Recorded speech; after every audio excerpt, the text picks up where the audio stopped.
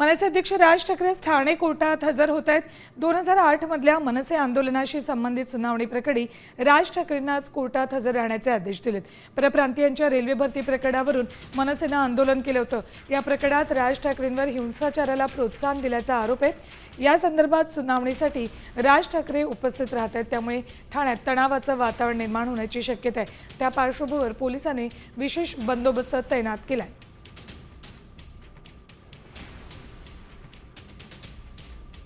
राज ठाकरे ठाणे कोर्टात हजर आहेत, त्यामुळे तगडा पोलीस बंदोबस्त या संपूर्ण परिसरात तैनात केलेला आहे। तणाव निर्माण होऊ शकतो, त्या पार्श्वभूमीवर पोलीस बंदोबस्त तैनात केलेला आहे।